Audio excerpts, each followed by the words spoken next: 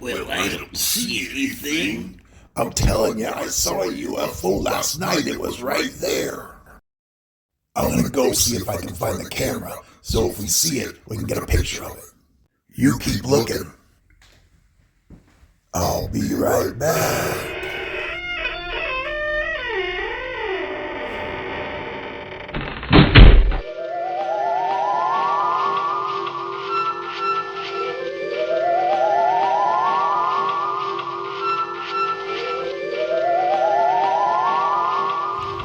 I see it. Hello, where are you?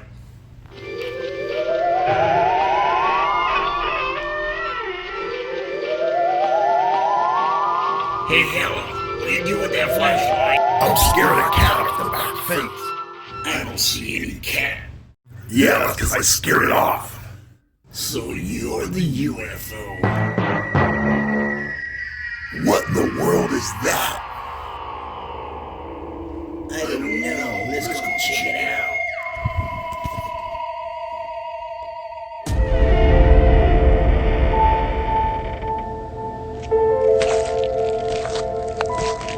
There's something coming through the fog. Greetings from Earth. We are here in peace.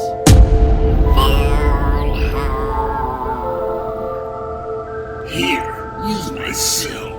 I got unlimited talks and texts.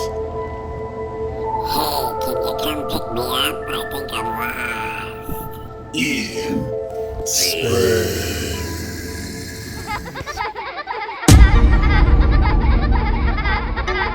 Gather round. We have a tale to spin. Just close your eyes and let your imagination creep in. To many people, unidentified flying objects are a harmless hoax. Yet they have been seen and photographed by astronauts, airline pilots, policemen, astronomers, housewives, meteorologists, and farmers. The big mystery, which has remained unsolved since the popular term flying saucers was coined in 1947, is what are they and where do they come from? All kinds of explanations have been put forward to account for the worldwide sightings of disks, egg shapes, spheres, and other oddly formed aerial objects. They have been explained away as unusual cloud formations, fireballs, meteorites, weather balloons, optical illusions, hallucinations, or simply fabrications engineered by publicity seekers. But not every reported case can be dismissed in this way. The most logical attitude towards UFOs is that man is faced with a series of strange, at times inexplicable phenomena. Tomorrow, perhaps the truth will emerge. Meanwhile, mankind is left with a mass of evidence that ranges from impartial, level-headed accounts to the totally implausible. The flying saucer story began on June 24, 1947, when a private pilot, Kenneth Arnold, who was taking part in a search for a missing transport aircraft, saw 9 disc-shaped objects flying over Mount Rainier, Washington. He described the objects as flying like a saucer would if you skipped it across the water.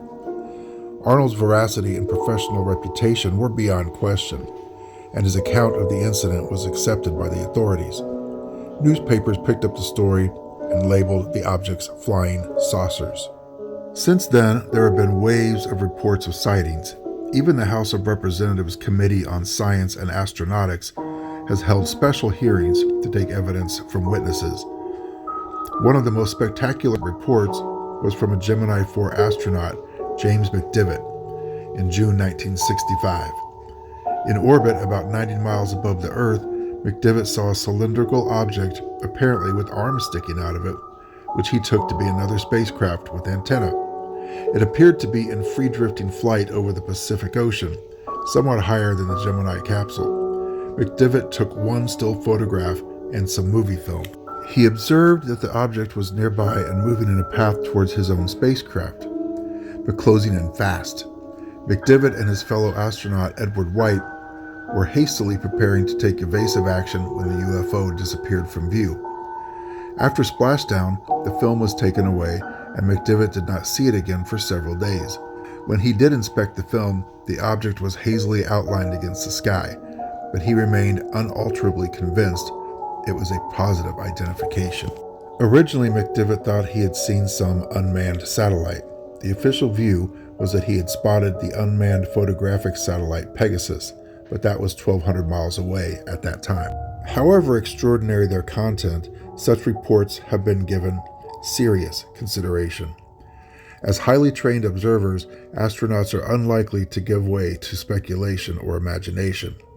Captain Ed Mitchell, the sixth man to walk on the moon, told a press conference in 1974, "I am completely convinced that some UFO sightings are real.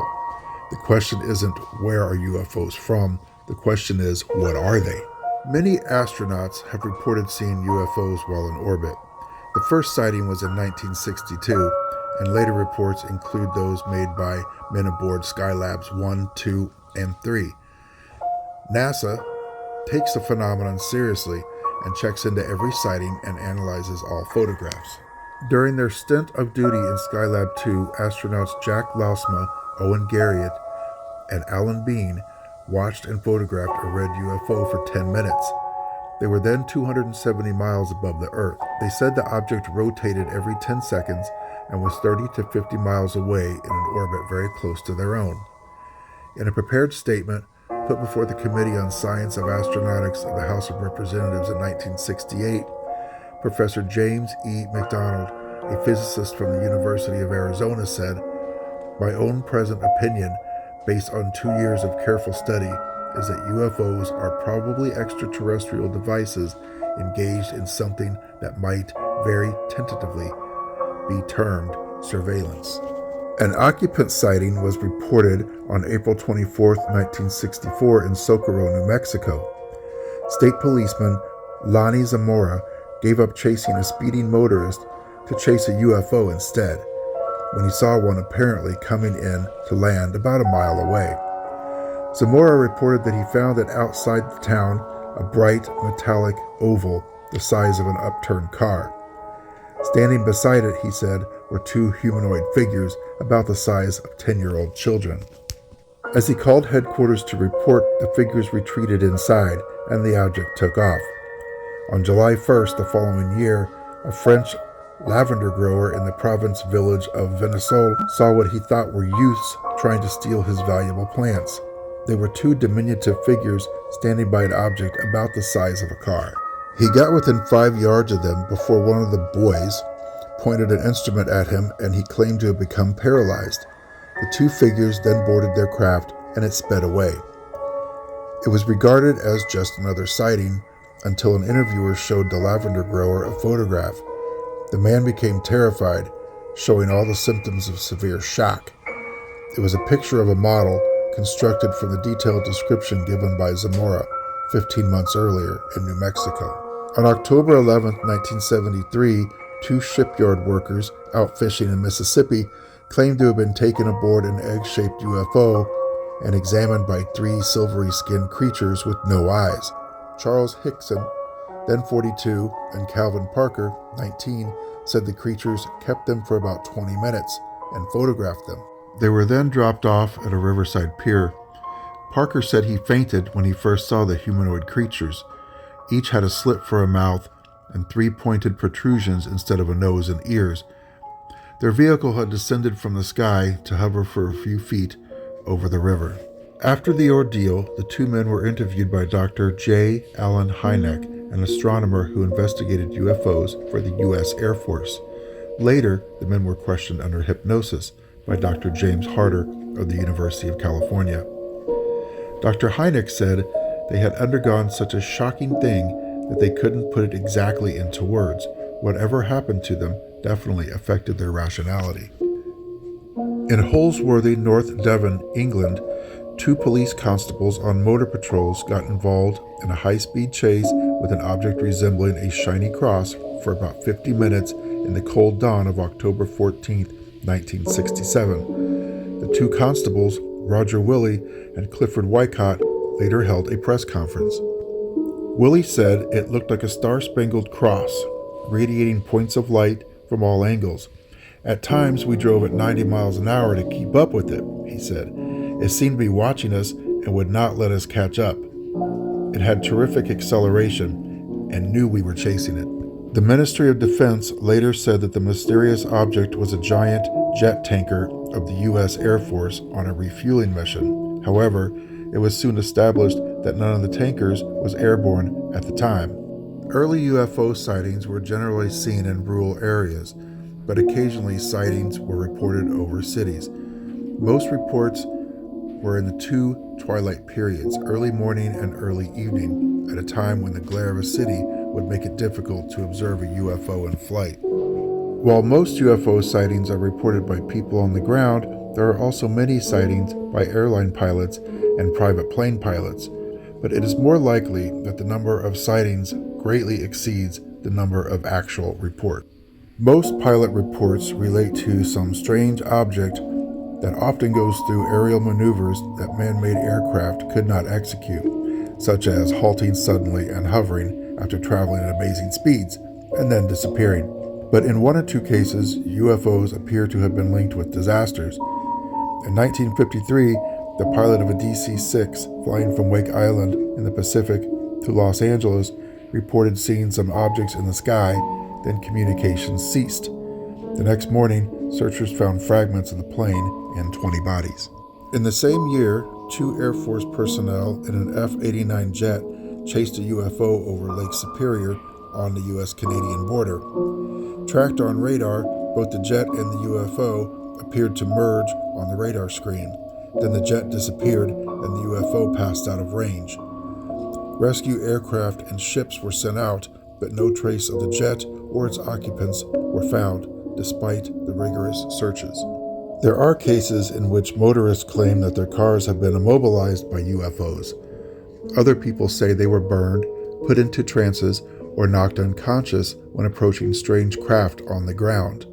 There is even a police chief, Jeff Greenshaw, who claimed he chased a 6-foot creature in a metallic suit on October 1973 at Falkville, Alabama. But Greenshaw said the humanoid outran the car. Although UFO sightings have persisted well beyond these early sightings, still no one has put forward a satisfactory explanation for all of the strange happenings logged in UFO files, whether by amateurs or experts. Some believe that the Earth is being watched by beings from other planets. If so, what is the purpose of these aliens? Man, it seems, will simply have to wait until the extraterrestrials, if they exist, make themselves properly known to learn the answers to these and other questions. Either that, or find a more plausible explanation for the strange objects seen over and on the Earth. And may we well never know the rest of the story. Thanks for taking the time to watch and listen. We at Strange Stories and Fantastical Facts do appreciate it. And as always, if you have any thoughts on this story or any future stories, don't hesitate to reach out in the comments. We sure appreciate it. Thank you very much.